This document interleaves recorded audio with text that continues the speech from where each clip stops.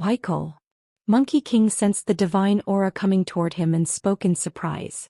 Michael's gaze swept over Lin Chier and the others, then quickly locked onto a certain point in the void, his eyes narrowing slightly. Finally caught up. Where can you run to this time? Michael gripped the void with his hand, and a holy sword of light condensed in his palm. Miracles flowed across his 6 pure white wings. With a single flap he shattered the void and disappeared from his original position. Not long after Michael's figure vanished, dense cracks blossomed in the sky above Asgard, as if some entity was about to break through the void. Bang! With a resonating boom, black fragments of void scattered in all directions. The severely wounded Odin stared at the 6-winged seraph standing in the clouds, crimson worms constantly repairing his broken organs, his expression extremely grim. Like a persistent ghost, Odin spoke coldly. I told you even if you run to the ends of the earth I can still catch you, Michael said calmly. The worms in Odin's eye sockets trembled slightly. After only a moment's hesitation he transformed into a blood-red streak of light, once again breaking through the void and heading straight toward the horizon. After consecutively battling the goddesses of present and past, as well as Bragi who had broken through to the supreme god realm, Odin's condition was extremely poor. Facing the seraph Michael at full strength he had almost no chance of victory.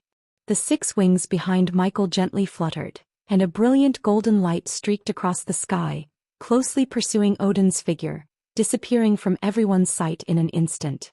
Where's Bragi? Not seeing Bragi's figure, Lin Chier immediately looked around. In the distance, a blood-covered figure was falling helplessly from the sky, crashing into the ruins of a temple not far away, sending dust swirling into the air. Lin Chier and the other 2 rushed over immediately. Through the hazy dust, Bragi staggered to his feet, a bloody hole in his chest. A broken harp lay at his feet, its light dimmed. Cough, cough, cough. Bragi wiped the blood from the corner of his mouth and smiled at the 3 who had come over. Although I'm badly injured, Odin is not in good shape either. How about it? I'm pretty impressive, right? Impressive, Monkey King nodded, his expression complex as he spoke. You've surpassed us. Bard. Bragi took a step forward, swaying as he walked to Monkey King and took the blood-filled, holy grail. Despite his blood-stained face, his eyes were incredibly bright. Is this enough now? With the sacrifice of all remaining Norse gods, the holy grail was filled to capacity with liquor, meaning it could not absorb any more offerings. This was the limit of the supreme, divine artifact. Bragi took a deep breath, his trembling hands holding the holy grail, raising it high in the blood rain. He slowly closed his eyes and his hoarse voice sounded, Idun, return to me. As his words fell, the air once again sank into dead silence. Everyone's gaze was fixed on the surface of the holy grail. Suddenly, a brilliant light burst forth from the blood-stained cup. Boom! A tremendous thunderclap exploded from the clouds. It's working. Lin Chier's heart leaped with joy at the sight. Everyone looked up and saw that the originally gray clouds had somehow turned pitch black. Lead-colored storm clouds hung heavily over Asgard, like the end of the world. Something's not right. What is this aura? Monkey King sniffed the air, his brows furrowed. A black lightning bolt flashed across the sky. The lead-colored clouds began to slowly rotate, like a massive vortex suspended in the sky, and at the center of that vortex was Bragi holding the Holy Grail. The swirling storm clouds gradually descended, black lightning dancing between the clouds. A terrifying pressure that made one's body tremble suddenly appeared in every corner of Asgard. Lin Chier had never felt such pressure before. Over the years he had directly experienced the pressure of main gods, lesser gods and even supreme beings. But the feeling brought by this lead black cloud vortex overhead far exceeded them all. It wasn't just the suffocating pressure. These storm clouds exuded an indescribable strangeness and disharmony that made one's body feel twisted just by looking at them. As the cloud vortex descended, a huge black shadow gradually took shape in the center of the rotating clouds. It was an eye without a pupil, pale and lightless. At the edge of Asgard, the golden domain expanded from Michael's body, the holy sword in his hand like a golden lightning bolt, instantly piercing the void before him. With a light sound, the badly wounded Odin was forced out of the void, immediately enveloped by the mortal divine domain. The surging golden light continuously washed over his body, and the crimson worms throughout his body let out piercing screams. Large numbers of worms fell from his body, dropping into the golden light and dissipating like rising steam. Odin stood in the mortal divine domain, in his tattered divine robe, like a drifting duckweed in the storm, his face extremely pale. Odin, you have nowhere to run. Michael, with 6 wings on his back, pulled the holy sword from the domain and walked step by step toward him, speaking calmly. Odin gave a cold laugh, about to say something, when a thunderous explosion came from the distance. Michael frowned and turned his head to look. When he saw the lead black clouds rotating and descending, his pupils suddenly contracted. That is, he murmured. What the hell is that thing? Lin Chia's expression turned grim as he saw the huge pale eye. He didn't know what this eye was, but he was certain that this thing was definitely not Iden. Bragi had wished for Iden to return. Why did this monster appear instead? Just as Lin Chia was shocked, a gap suddenly opened in the pale giant eye at the center of the vortex. A milky white ball of light slowly floated down from the sky. Eden. Upon seeing this ball of light, Bragi's face lit up with ecstatic joy. He quickly put down the Holy Grail. In his hand, his form soaring skyward, flying directly toward that light. As the light gradually dispersed, Lin Chia and the others could clearly see the figure within. Sun Wukong's eyes flashed with a golden light as he nodded and said, "Yes, it is indeed Eden, but in soul form." When Bragi made his wish earlier, he said, "Return to my side," not complete resurrection, so the appearance of just a soul was understandable. If he had wanted to resurrect her complete with physical body, perhaps even the Holy Grail couldn't have accomplished that. Being able to summon back the soul is not bad either. Gilgamesh narrowed his eyes, looking at the pale eyeball that trembled continuously in the cloud vortex, and said in a deep voice, "But what exactly is that thing?" Thunder roared and sand flew wildly. Bragi, like a blood-colored lightning bolt, shot up from the ruined earth to the sky. Not far above him was Eden's soul, and above that was the pale eye that had opened from within the vortex.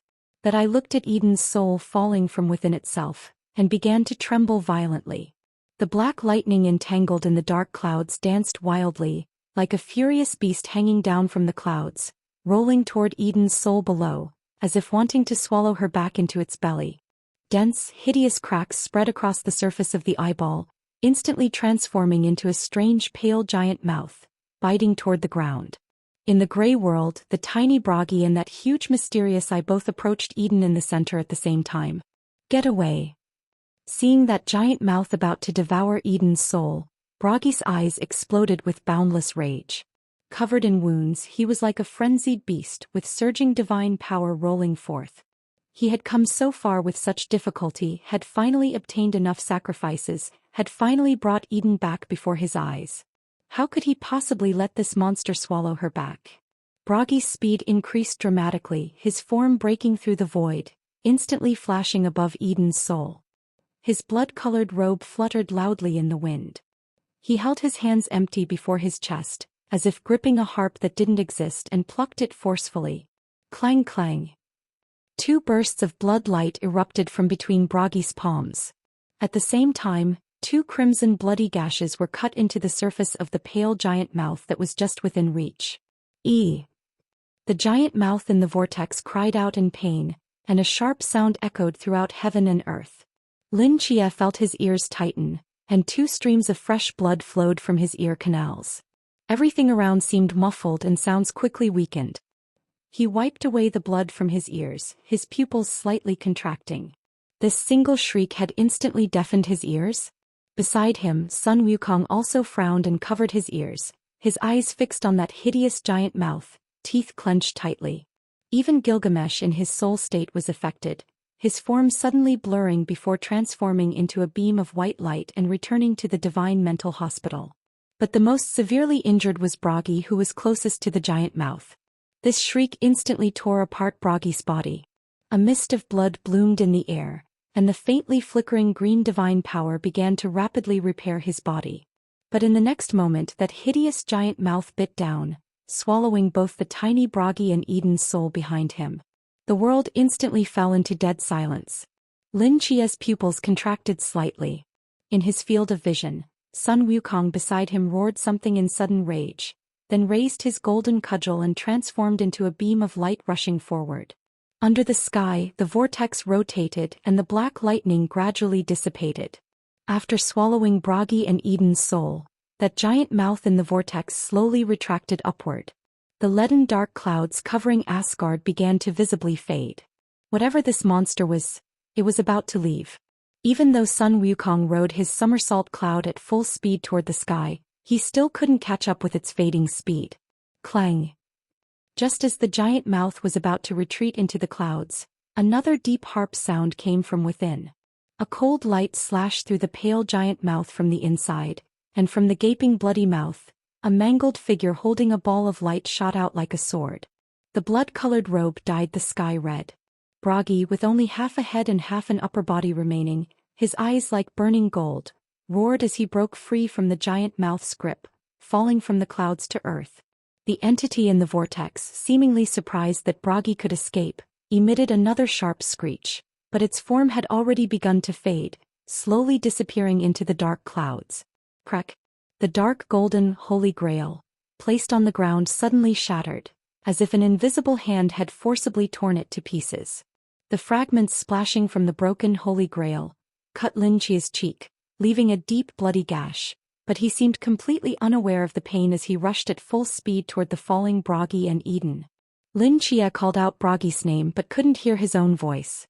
He rode the somersault cloud across the sky, steadily catching Bragi's fragmented remains. He had never seen Bragi like this, bloody, dying, but that mutilated handsome face was smiling. In the howling wind, Lin Chia called Bragi's name again and again, but the latter's eyes remained fixed on Eden's soul, which he had reclaimed from the monster's mouth. His eyes revealed unprecedented tenderness and joy, as if she was his entire world. Lin Chia landed in the ruins, gently placing the fragmented Bragi on the ground. The surging power of youth was trying to repair his body, but his injuries were too severe. The speed of physical repair was simply not enough to compensate for his life force ebbing away. With the injuries Bragi had sustained, even Odin himself, had he not been contaminated by Cthulhu, would have been long dead. That he had survived until now, persisting to break out from inside that vortex's giant mouth, was already the result of infinitely catalyzing the law of youth. Sun Wukong landed immediately after on his somersault cloud. Looking at the mangled Bragi, his fists clenched uncontrollably. "Bragi, hang on. I'll take you back to Great Xia for treatment right away." Sun Wukong tried to suppress the anger in his heart as he spoke solemnly. "No need." Bragi, lying in the pool of blood, smiled gently. Looking at Eden's soul in his arms, he spoke softly. I must go now." "Go? Where are you going?" Sun Wukong asked coldly. "Eden's soul is too weak. If this continues, she will soon dissipate. I need to take her to a place where perhaps we can reunite."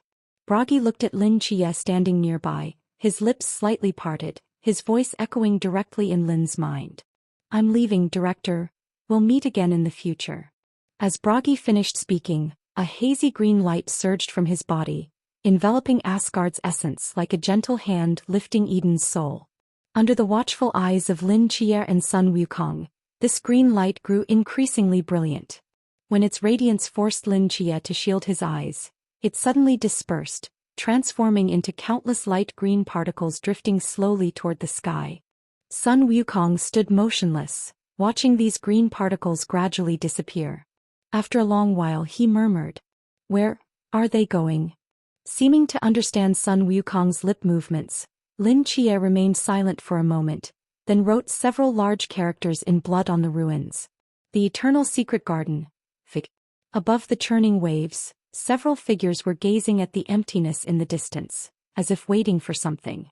"Why haven't 7 knights and the others come out yet?" Chao Yuan stood in front of Master Chen's carriage, checked the time and couldn't help asking. "I don't know, it's been almost half an hour, I hope nothing went wrong?" Jiang Er's voice came from the speaker at Chinyu's waist, her words full of concern. "Could it be related to that faint zither sound we heard earlier?" Bailey Pang Pang thought for a moment and said, "Look, this place is in the middle of nowhere, how could someone be playing a zither? Perhaps the sound came from Asgard, I suspect something must have happened inside. Should we go in and take a look?" "But," Bailey Pang Pang scratched his head and turned to look behind him. And Qingyu silently gazed into the distance, saying nothing as if struggling with a decision. I'll go check. A voice suddenly came from above them. Yang Jian, wearing silver armor, furrowed his brows, his eyes flashing with determination. He looked at the Queen Mother of the West. Queen Mother, please give me the sacred rainbow sword. That monkey and my brother have been inside for so long without coming out, they must have encountered something. I must go see. I'll go too, Zhou Ping said suddenly, carrying his sword case on his back. The Queen Mother of the West pondered for a moment and was about to speak when she suddenly seemed to sense something and turned to look toward the distant void. A golden sword light pierced through the void, tearing open a gap in the hazy mist. Rolling golden divine might surged out like a tsunami, and a tall figure with 6 wings on his back slowly walked out. The sacred armor was stained crimson red, and even the 6 pure white wings were tinged with a deep red. From a distance, he looked like a holy angel who had fought his way out of hell and returned to the mortal world. In his hand he held a lifeless head. Is that Michael? Left Qing saw the figure and exclaimed in surprise. His gaze fell on the head and his pupils contracted slightly. That is. Whoosh. Michael's wings flapped once and his form instantly vanished from everyone's sight, crossing endless space to arrive in the sky above with a single step. The sound of churning waves had disappeared. Above him was the deep universe filled with stars and below was a hazy blue. There were no clouds, no sea and no life here. Endless silence was the only melody of this place. With that single step, Michael had crossed the troposphere and stratosphere, arriving outside Earth's atmosphere. To Bailey Pang Pang and the others on the sea surface, he appeared like a distant golden star, shining brightly in the dim sky. Michael, holding that head, stood beneath the celestial dome and parted his lips. A voice echoed above all divine realms in the world. Odin is dead. These simple 4 words reached the ears of countless beings, exploding like earth-shattering thunder. Olympus. Zeus, sitting on his golden divine throne, suddenly opened his eyes and looked up at the bright golden star in the sky. Odin? Zeus's brows furrowed slightly. Then the second half of the message echoed in his ears. All who collude with the Cthulhu shall be executed without mercy. Hearing this, Zeus narrowed his eyes, his fingertips lightly tapping the armrest of his golden throne, seemingly deep in thought. Odin is dead. All who collude with the Cthulhu shall be executed without mercy. This was a warning directed at all divine realms on Earth. Odin, known as the strongest god of the West, could definitely be called the strongest on Earth when allied with the Cthulhu gods. Yet even so he died at Michael's hands. The seraph Michael was using Odin's death to tell the whole world. He had been watching all of them all along. The Cthulhu should not exist. Interesting. Zeus chuckled, then his expression gradually turned serious. He slowly rose from his throne. The Norse are fallen, the Sun City has been destroyed. Now only the Xia Heavenly Court remains. India. Temple of the Gods. Inside the tightly closed temple, only a few rays of light fell through, dim and quiet. Heavy dust covered the tall statues of gods. Michael's voice echoed in the temple, then gradually faded away. All the statues in the temple remained like rocks, dead silent. Great Xia. Heavenly Court. A Taoist lifted his fishing rod, ripples spreading across the lake, and the disturbed fish quickly dispersed. The Taoist's eyes reflected the deep lake. After a moment he slowly closed his eyes. This is an unexpected blessing. Odin is dead? Guan Xin raised his eyebrows in surprise. Seems we missed quite a show. With Odin dead we've certainly lost a major threat, Left Qing nodded. The Norse pantheon must be severely weakened now. Seeing Michael appear and Qingyu's previously serious expression suddenly relaxed, as if a weight had been lifted from his shoulders.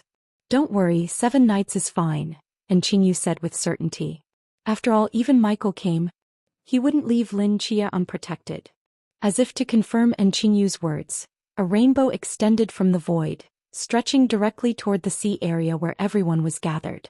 A cloud swiftly flew from the end of the rainbow, returning to everyone's side. 7 nights. Seeing Sun Wukong and Lin Chia sitting on the cloud, the members of the Nightfall team all brightened, and Qingyu's gaze fell on Lin Chia's blood-stained ears, and he was slightly taken aback. 7 nights, your ears. Lin Chia jumped down from the somersault cloud, returning to everyone's side, pointing at his ears and shaking his head somewhat bitterly. His ears were deafened by the blast, Sun Wukong explained. After we return to Great Xiao, I will personally seek medicine for him. He should recover soon. What did you encounter inside? Zhou Ping asked curiously. What happened to Asgard? Sun Wukong was silent for a moment. Asgard has fallen. Basically no gods survived. Fallen. Everyone's eyes were filled with shock. When they left Asgard there should have been at least dozens of gods still alive, and Thor was still alive too. How could the entire Norse pantheon have fallen in such a short time? We'll discuss the details when we return to Great Xiao, the Queen Mother of the West said calmly.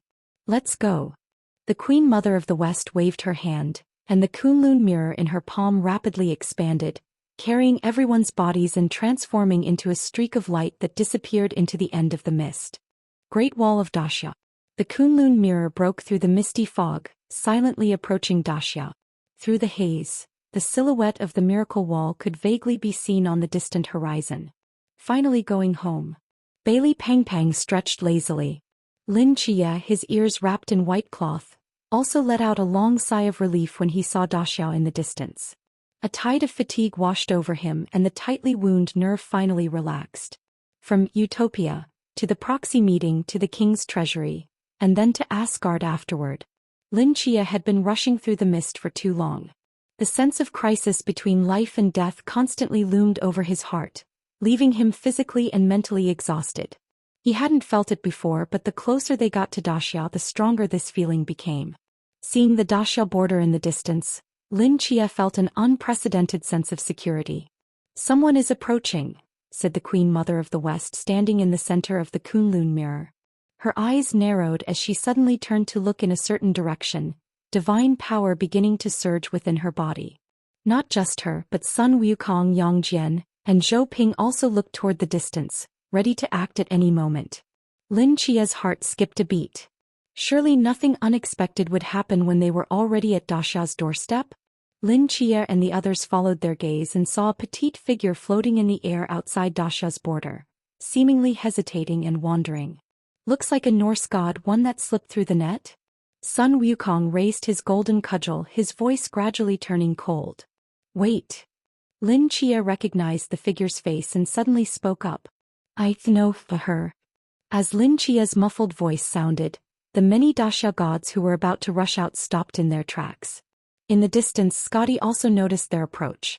When her gaze fell on Lin Chia among the crowd, her reddened eyes once again welled up with tears. Lin Chia. Scotty propelled herself forward, rushing quickly toward Lin Chia. Scotty, why are you here? Scotty chokingly explained the cause and effect of everything, but Lin Chia couldn't hear clearly. Only with the Queen Mother of the West directly transmitting the message to his mind did he understand Scotty's meaning. That's good. Come back to Daxia with us. Lin Chia looked at the now sobbing Scotty, his expression somewhat complicated.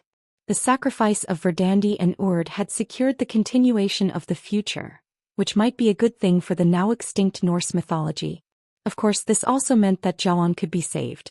Nearby, Chao Yuan sighed as he watched the gradually approaching Daxiao border. Old Chao, what's wrong? Bailey Pang Pang asked, puzzled. We're about to return to Daxia, but we still haven't found the Ark. Chao Yuan shook his head. With something unfinished, it feels like something's missing. Old Chao, don't tell me you have OCD?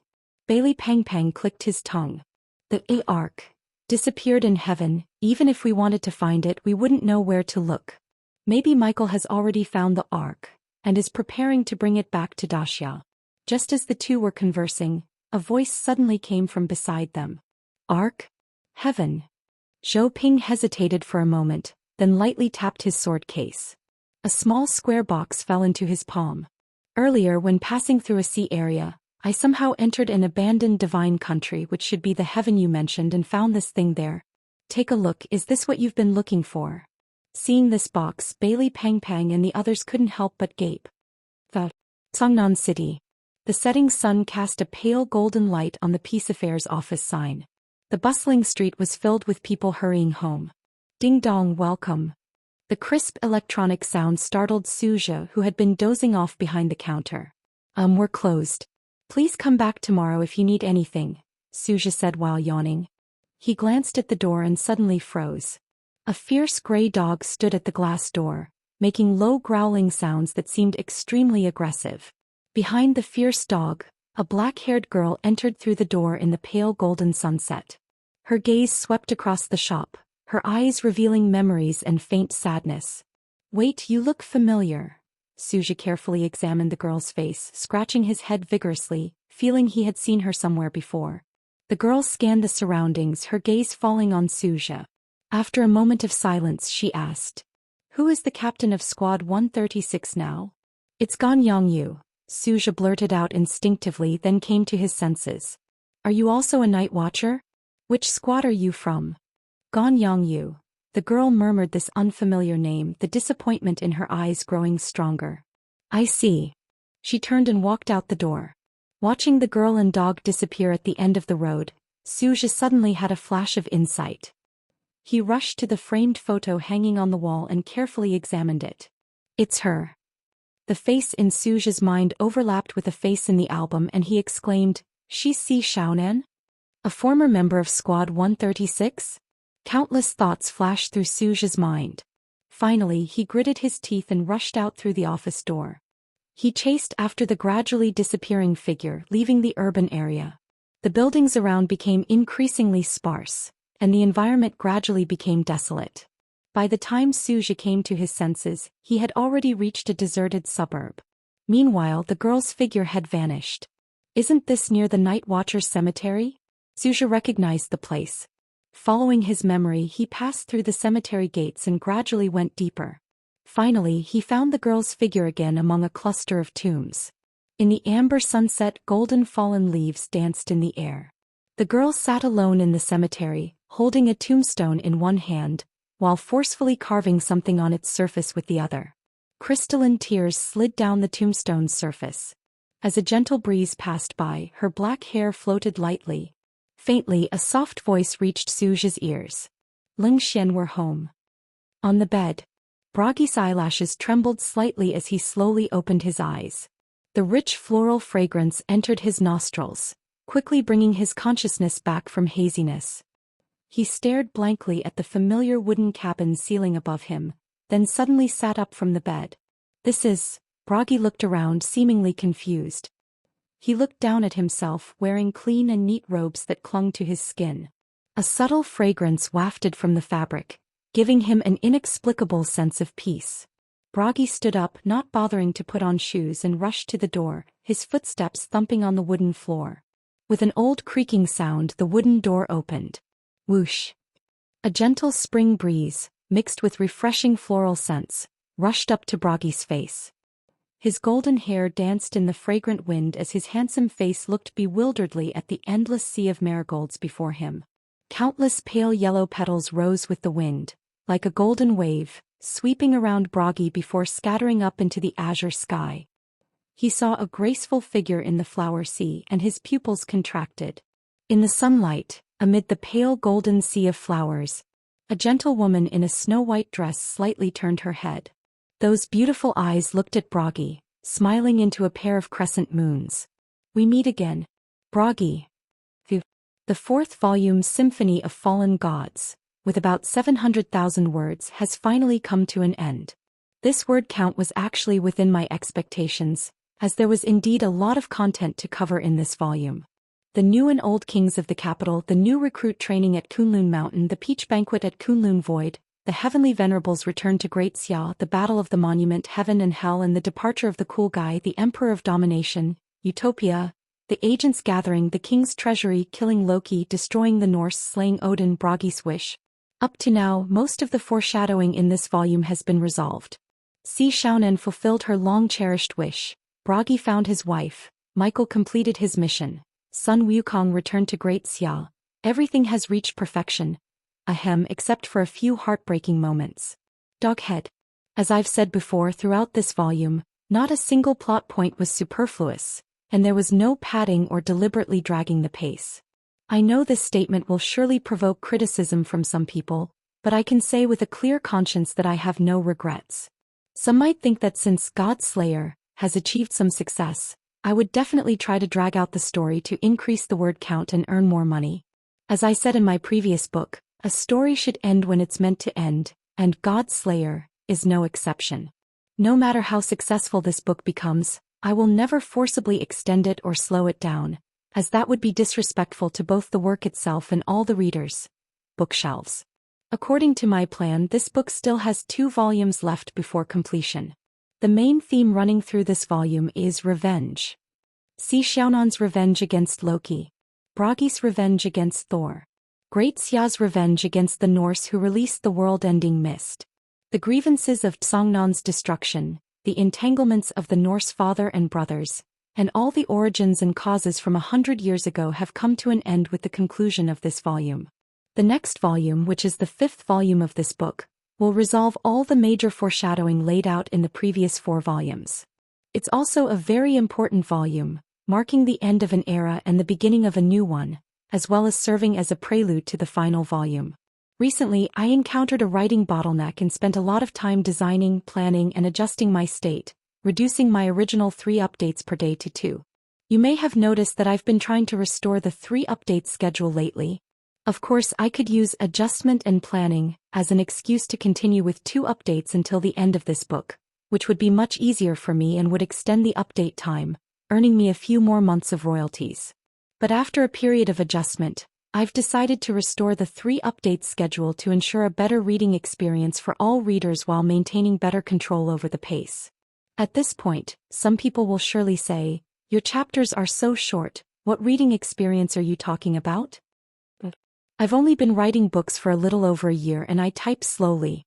Producing 3 updates of 6,000 words daily without compromising quality is already approaching my limit. Recently, to get more votes for the awards with 4 updates, I've been sitting from 9 a.m. to 9 p.m.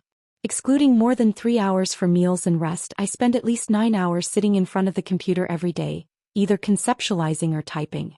Because I haven't been writing at such a high intensity for a long time, I need a short period to adapt. That's why some chapters in the past 2 days have fluctuated in word count, making them seem even shorter. However, I can guarantee that I'll adjust quickly and stabilize the word count for each chapter. Daily updates will only exceed 6,000 words, not less. Even if I have to reduce updates due to special circumstances, I'll explain clearly at the end of the chapter. Considering that many readers of this book are students, I've almost never asked for tips or gifts since the beginning, except on my birthday. However, now that God Slayer is being evaluated for awards, I still hope that everyone can move their fingers daily to cast free votes for this book. After all, who doesn't want their hard work to achieve a good ranking? The bigger the tree, the more wind it catches. With the recent awards evaluation, a wave of haters has flooded in.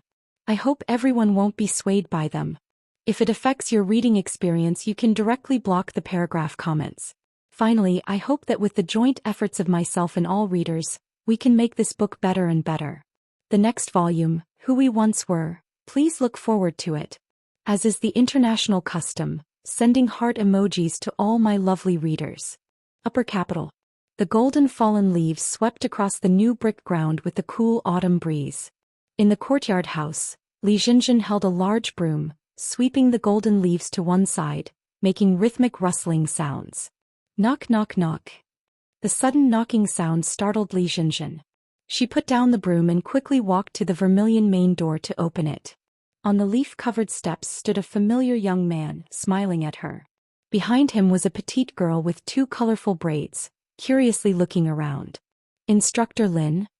Seeing who was at the door, Li Jinjin was first stunned, then delighted. Why are you here? Li Jinjin quickly pushed the door open. Lin Chia led the girl behind him across the threshold, blinked and said loudly, Li Jinjin. Speak louder.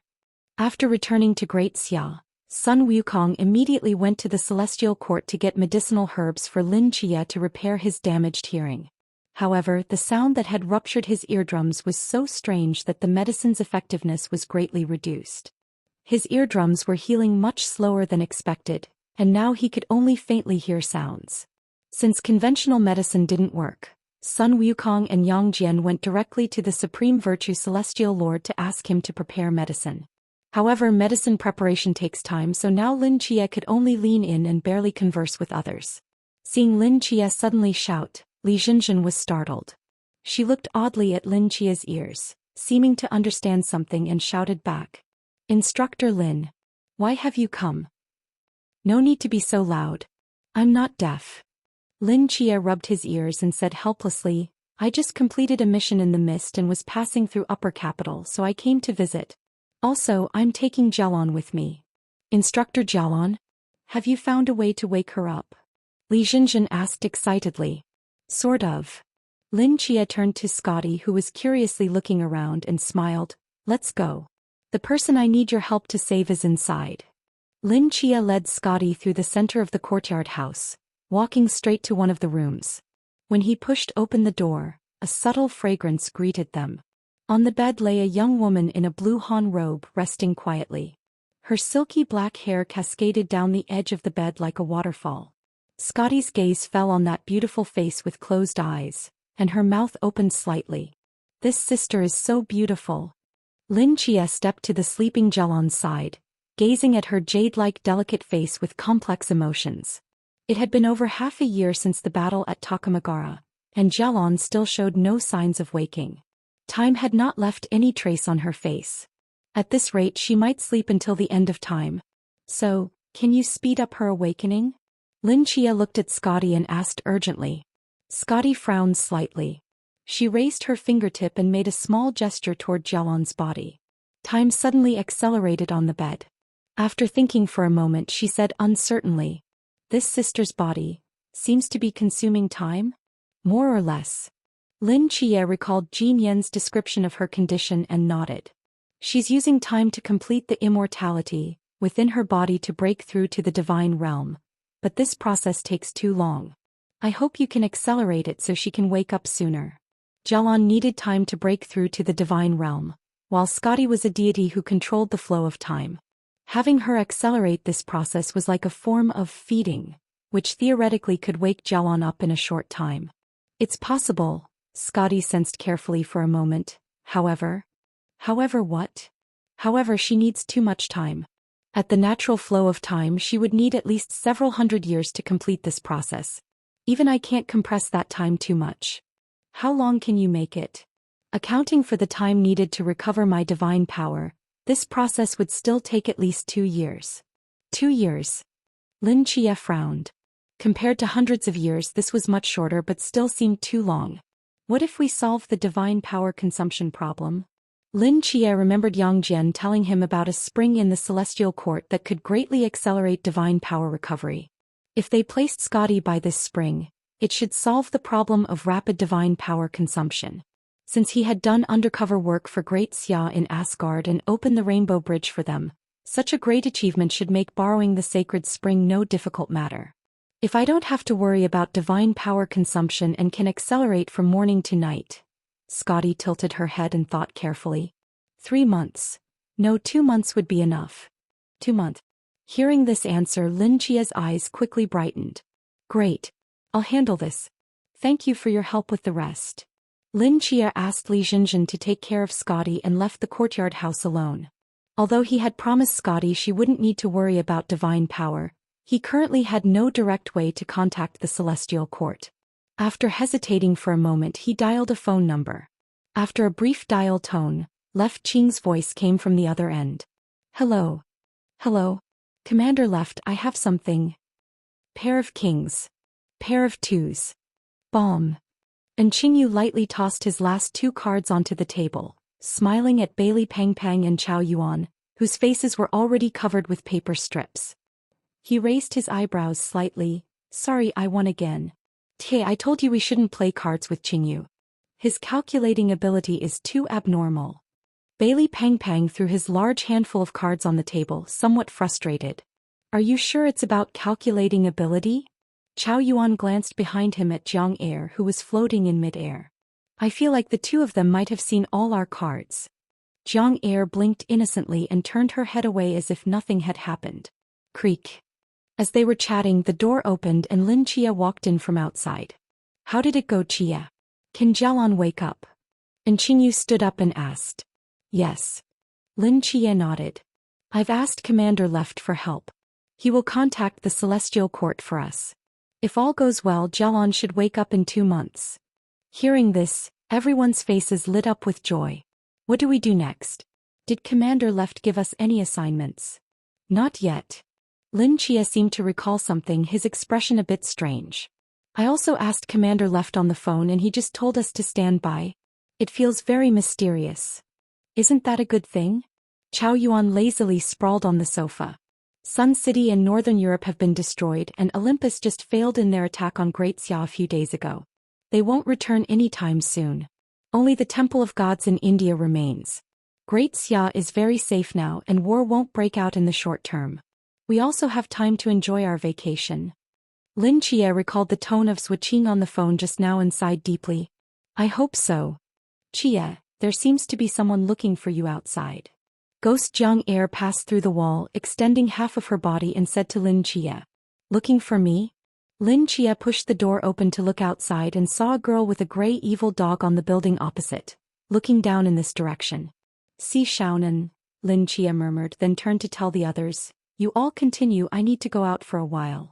Lin Qie's figure transformed into a shade of night, instantly disappearing from the spot. When he reappeared, he was already at the top of the opposite building. The whimpering autumn wind surged from afar, blowing Si Xiaonan's black hair. She slightly turned her head to look at Lin Qie walking behind her, her eyes still a bit red. Lin Qie glanced at the fierce gray dog at her feet and couldn't help but say, Fenrir the magic wolf? You actually turned it into a dog to keep by your side.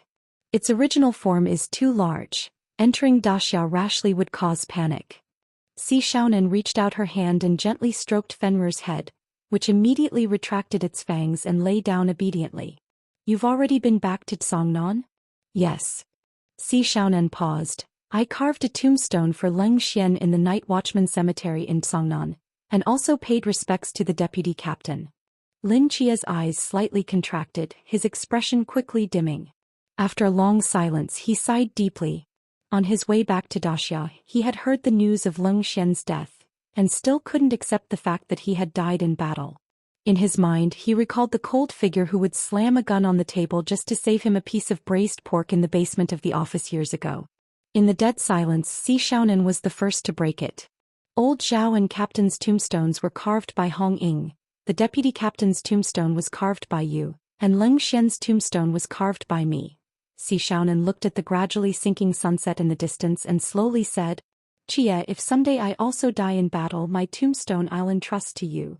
You won't die. Lin Qie didn't wait for Si Xiaonan to finish and firmly said, Xiaonan, you are now the god of trickery and have eaten the immortality pill. No one in the world can kill you. You definitely won't die. Seeing Lin Qie's expression so serious, Si Xiaonan didn't say the second half of her sentence. After a moment of silence, she spoke again. Actually, I came today to say goodbye to you. Goodbye? Where are you going? To the mist. Si Xiaonan calmly said. Although Daxia's situation has improved somewhat now, the war hasn't ended. A god of trickery hiding within Daxia's borders won't serve any purpose. Only by entering the mist will I have time to plan and strategize, to exert my power at critical moments. Lin Qie looked at Si Xiaonan's determined gaze, his expression somewhat complex. Xiaonan, you've done enough for Daxia, you can stay and rest for a while longer. Once the war began, we could never go back. Si Xiaonan slowly closed her eyes. Leng Xian, Deputy Wu, Captain. Too many people have sacrificed in this war. If we cannot end it completely, then their sacrifices would be meaningless. Only final victory can bring us peace and tranquility, to comfort their spirits in heaven. Lin Qie moved his gaze from Si Xiaonan's frail figure to the busy, prosperous city below. After a long silence, he said, I understand. Take care of yourself. Si Xiaonan nodded, patted Fenrir's head, and her figure transformed into 2 streams of light, quickly disappearing into the horizon. The fierce wind blew through Si Xiaonan's long hair as her gaze penetrated the thick clouds, looking down at the dense human cities below. Even as she flew across the city, no one could capture her figure. She was like a ghost, silently gliding through the noisy human world. As the cities gradually receded, the land below became increasingly desolate. The tall miracle wall appeared at the end of the horizon, with grayish mist rolling along Dasha's borders, creating an immense pressure that made it hard to breathe. Roar! The gray evil dog howled, making the forests below resonate. Its form expanded with the wind, transforming into a mountain-sized magic wolf, steadily landing in front of the borderline, causing stones and sand to splash up. Si Xiaonan floated down onto Fenrir's head, slightly turning her head to take one last look at that azure sky, slowly closing her eyes. Let's go. Fenrir whimpered once, carrying Si Xiaonan on its back and plunged into the mist. The wolf's strong legs ran through the air, with Dasha rapidly receding behind Si Xiaonan. After an unknown amount of time, her brows slightly furrowed, and her hand pulled at the fur on Fenrir's head. Fenrir suddenly stopped in midair. Those crimson, ferocious eyes quickly scanned the surroundings with fur standing on end. Surging netherworld death energy gathered around him, as if facing a great enemy. Come out. Si Xiaonan stood on Fenrir's back and calmly said. One by one, figures emerged from the mist, all emanating the pressure of divine realm. The leader was a skinny man wearing dark golden hemp clothes, with limbs hanging at his sides, a hideous scar on his face, and sparks of fire flashing in his eyes, emanating a main god-level aura no weaker than Si Xiaonan's. Behind him were 4 scarred lesser gods. Si Xiaonan recognized them. After all, she had fought alongside these lesser gods in Asgard. That Indian main god with 4 arms was even released by her own hands from the deepest part of the Abyss prison. I should have said after leaving Asgard I would set you free, and there would be no more connection between us. Si Xiaonan's calm gaze swept across everyone, finally landing on the Indian fire god in the lead, with dangerous cold light flashing in her eyes. Now Agni, what do you want to do? Don't be nervous, god of trickery. Agni replied, we've come to join you. Join me. Si Xiaonan frowned slightly. Why? Because we can't go back. A lesser god smiled bitterly. After coming out, we discovered that the Sun City has perished. Even if we go back, only ruins remain. The Temple of Indian Gods has also completely vanished, even I can't find its location. Agni continued, now that our revenge is complete and we have no home to return to after some discussion, we decided to come find you to see what plans you have. If there's no other way, we can only attach ourselves to Dasha's celestial court. Celestial court? Si Xiaonan firmly shook her head. You are all criminals who have committed serious offenses. The celestial court will never accept you. These gods before her were either remnants from the Egyptian Sun City or suspected spies from the Indian Temple of Gods. As long as the Dasha gods weren't fools, they would never take them in. No one would risk letting wolves into their home by accepting a group of foreign gods at such a critical moment. Just as Si Xiaonan was about to speak and drive these gods away, a thought suddenly flashed through her mind as her gaze swept over each figure before her. A major Indian deity, several minor gods from fallen divine nations. There should be more survivors from that war in Asgard than just these few. However, many of them were native Asgardian deities who had perished directly under Bragi's final divine requiem, with even the primal frost giant Ymir, who was also a major deity, being no exception. These refugees from various divine nations, though few in number, had enough power to be imprisoned in the Abyss dungeon by the Norse gods. If they could be utilized, they would be valuable resources. After pondering for a moment, Si Xiaonan slowly spoke. If you truly have nowhere to go, you can come with me. What do you intend to do? Since there is no divine nation in this world that will accept us, we shall create one ourselves, Si Xiaonan said expressionlessly. Create our own divine nation? Upon hearing this, all the gods, including Agni, were shocked. That's impossible. How could we few people create a divine nation? Where would the resources come from? Where would the faith come from? And where would the divine essence come from? Agni quickly recovered and shook his head repeatedly, rejecting Si Xiaonan's idea. What does it matter if we're few? Si Xiaonan extended her hand, pointing to the depths of the hazy mist. Within this mist, besides Norse, Takamagara, Sun City, and the Temple of Gods, there exist other mythological systems that are weak or gradually declining. We may not be able to challenge Olympus yet, but those small divine nations with only 1 or 2 major gods, can we not challenge them? Hearing this, Agni seemed to realize something and was moved. You mean, If we join forces to seize their divine essence, plunder their faith and resources, and absorb some of their deities, all our problems can be solved. Si Xiaonan's voice wasn't loud, but it carried an extremely strong sense of pressure. The gods present looked at each other, all seemingly tempted. They had witnessed Si Xiaonan's power in Asgard. Such an immortal god of trickery had almost no match below the supreme realm. As long as they wanted to, plundering other small divine nations wouldn't be difficult. Sounds good. After thinking for a moment, Agni's eyes revealed a hint of excitement, with wisps of fire swirling around him, like a demon emerging from flames. He gave a cold laugh. I'm in. I'm in too. And me. Almost without hesitation, many of the minor gods joined Si Xiaonan's plan. These minor gods weren't good-natured to begin with, and the idea of joining forces to plunder other divine nations immediately excited them. Since we're forming a force to plunder other small divine nations, shouldn't we have a name? Agni turned to look at Si Xiaonan, and the other minor gods also looked her way. Imperceptibly, they had already regarded Si Xiaonan as their leader. After all, in a place like the Mist, strength was the only thing that mattered. It was no exaggeration to say that even if they all joined forces now, they would be no match for Si Xiaonan. Si Xiaonan gazed at the endless hazy mist before her, with the outline of Daxia's border faintly visible in the distance. After contemplating for a long time, she slowly spoke.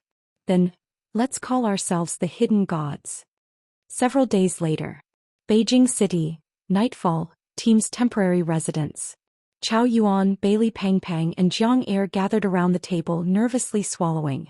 On either side of the table, and Qingyu and Lin Chia each held a hand of playing cards, their brows slightly furrowed, the atmosphere incredibly tense. 3 SIXS with a 3. 3 aces with an 8. Rocket. I pass. Pangpang, what about you? I pass too. Bailey Pangpang said with a bitter face, somewhat regretfully putting his cards back together. Why don't you two duel? I feel like I'm just here to be bullied. How do you duel in a game of landlord? Chao Yuan gave him a side-eye. You two are both monsters, how am I supposed to play? Don't worry, didn't we agree that Qingyu wouldn't use his eyes to see through cards, and I wouldn't use mental power to sense them? Lin Chia calmly said. I pass too. Qingyu, your turn. And Qingyu nodded and calmly drew a few cards from his hand and threw them out. Who do you think will win, Qingyu or 7? Jiang Er curiously asked Chao Yuan. Hard to say, but I feel Qingyu has a higher chance of winning. Chao Yuan pondered. Although 7 is very smart, Qingyu is even more of a genius. I wouldn't be surprised if he's already calculated all the cards in 7 and Pangpang's hands. I only have 2 cards left. Lin Chia waved the cards in his hand. That pair of kings probably won't help you win, and Qingyu said with a confident smile. There are only so many cards in total. No matter how they're shuffled, by calculating, one can always find logic in the seemingly chaotic play. 7, I've already figured out your hand. You can't beat me. Is that so? A smile curled at the corner of Lin Chia's mouth as he gave Qingyu a meaningful look. Your calculations are indeed impressive, but not everything in this world runs according to your calculations. Sometimes to turn the tide, all you need is a miracle. With a smile, Lin Chia threw down the 2 cards in his hand, which landed lightly on the table. Rocket, Lin Chia said calmly. Everyone present was stunned. And Qingyu stared at the 4 jokers gathered together on the table, falling into deep confusion. They had only been using 1 deck of cards. Damn. 7, you're cheating. Bailey Pangpang was the first to realize. The rules only said no mental powers, they didn't say anything about not using miracles, right? Lin Chia justified. And Qingyu stared at the messy table of cards for a long time before a bitter smile appeared at the corner of his mouth. He shook his head and stood up from the table. By the way, hasn't Commander's given us any missions yet? How many days have we been here? Chao Yuan asked as if suddenly remembering something. Yeah, 7, we've been playing here for so many days it's starting to feel a bit stuffy. I contacted Commander's just yesterday. He told us to wait a bit longer, though I don't know what we're waiting for. Lin Chia put away the cards and looked at the time. Let's end here for today. I'll ask again tomorrow. Everyone dispersed from the living room and Lin Chia went straight back to his room, lying flat on the bed. He slowly closed his eyes, his consciousness sinking into the god's mental hospital. It was time to extract the last ability Bragi had left when he was discharged. Lin Chia, wearing a white coat, walked through the hospital corridor and finally stopped in the empty courtyard. A gentle breeze swept across the lush green grounds, bringing a hint of earthy fragrance. Lin Chia's gaze swept around, and apart from a large tree in the center, there were no other figures. He sighed helplessly. This courtyard had become quite desolate. He still clearly remembered that Nyx used to set up a rocking chair here to knit in the sunshine. Merlin would slowly stroll around with a thermos of tea with wolfberries in one hand and a health book in the other. Bragi would hold his harp and sing loudly here. Sun Wukong would fight here every day. Fight? Who did he fight with again? Lin Chia scratched his head, looking at the verdant grounds before him, feeling momentarily confused. Seemed like he had forgotten something. Lin Chia stood still like a sculpture for a long time, racking his brains, but no matter how hard he tried, he couldn't remember who the other person fighting with Sun Wukong was. His memory seemed to have been forcibly erased, leaving only that blank space. Something's not right. Could it be a side effect of Star Coin? Lin Chia said suspiciously. Forget it. Let's draw an ability first, then go ask Li Yifei about it later. Lin Chia stood in the courtyard as a massive wheel appeared before his eyes, about twice the size of what other patients saw when they were discharged. This wheel contained abilities from both the god of music and poetry as well as the god of youth. Looking at it, the wheel was densely packed with options, making Lin Chia dizzy even before it started spinning. Who knows which god's ability he would draw in this final extraction. Begin, Lin Chia said softly. As his words fell, the giant ability wheel began to rotate. The pointer drifted over one ability after another, gradually slowing down and finally stopping on a narrow area. Soul Domination Song? Lin Chia read the text in surprise. He raised his palm and the ability transformed into white light flowing into his body. A few lines of text appeared before his eyes. Soul Domination Song. Through rhythmic song chanting, briefly dominate all souls within the range of sound transmission. Listeners with soul strength higher than the chanter are immune. Domination time is related to the dominated person's soul strength and emotional state. The explanation of the ability wasn't complicated. Simply put, it was controlling souls through song chanting. The weaker the soul hearing the song and the more unstable their emotions, the longer the domination would last. Those with soul strength above Lin Chia's could directly immunize themselves. This ability, why does it feel so familiar? Lin Chia thought for a moment, then his eyes lit up. Tyrant's Rage? The function of Tyrant's Rage was to use one's kingly pressure to greatly reduce the willpower, fighting strength and rationality of non-friendly units whose levels were lower than one's own, while increasing their fear. However, this ability was similar to Intimidation, mostly only useful for scaring ordinary people, and almost useless in actual combat, seeming quite inadequate compared to other abilities. And the Soul Domination Song he just drew had a sustained effect related to the dominated person's emotions. If he first used Tyrant's Rage to induce fear and then used Soul Domination Song to dominate the soul, wouldn't the effect be doubled? At that point, even when facing opponents with soul strength close to his own, it might produce remarkable results. Although this ability wasn't particularly overpowered, Lin Chia was very satisfied. He decided to find an unfortunate soul in the hospital to test the effect of his new ability. Azu. Come here, come. Just then Lin Chia saw Azu in the distant corridor, carrying a large basin of clothes, hurriedly heading to the laundry room. He waved at him. Seeing this, Azu came over with the basin of clothes and asked curiously, "Director, is there something you need?" "Put down the basin." "Oh." Azu obediently put down the basin. "Bring your face closer." "What?" Azu was startled and quickly said, "Director, This isn't appropriate, is it?" Lin Chia looked at him helplessly, directly grabbed his shoulders, brought his ear close and prepared to use Soul Domination Song. The effect of this ability was still unknown, and it wasn't clear if there would be any side effects after the domination ended, so he could only experiment on a small scale, trying not to let others hear. But just as Lin Chia was about to speak, he froze. The activation condition for Soul Domination Song was rhythmic song chanting, without specifying what kind of song. He definitely didn't know Western poetry and wasn't sure if modern pop songs would work. The problem was that Lin Chia had never been interested in music since childhood, had heard very few songs and was tone deaf. During elementary school choir performances, the music teacher would always mute him and have him lip sync. Director Azu felt Lin Chia's heavy breathing by his ear, his face turning purple and tremblingly probed. I'm still a child. Don't talk nonsense. Lin Chia took a deep breath, cast aside distracting thoughts, and reluctantly sang softly by Azu's ear a lyric he often heard on the streets recently. Love you walking alone in dark alleys? Azu was stunned. Director, what did you say? He turned his head to see Lin Chia's extremely serious expression, who then sang another line. Love your unyielding appearance? Azu? Director, I really am still a child. After hearing love you twice in a row, Azu was almost scared to tears. Maybe wait 2 more years? Lin Chia looked suspiciously at the nearly collapsing Azu, who showed no signs of soul domination and frowned. How could this be? Could it be that I sang off-key? Lin Chia scratched his head, desperately thinking of lyrics he might be able to sing completely without going off-key. After a long time he tentatively spoke again. The big windmill turns creaking round and round. As Lin Chia's voice sounded, Azu, who was about to cry, suddenly froze. His eyes gradually became unfocused, as if some magic had quietly stolen his soul. Like a puppet standing there following Lin Chia's will, he slowly raised both hands as if surrendering. It worked.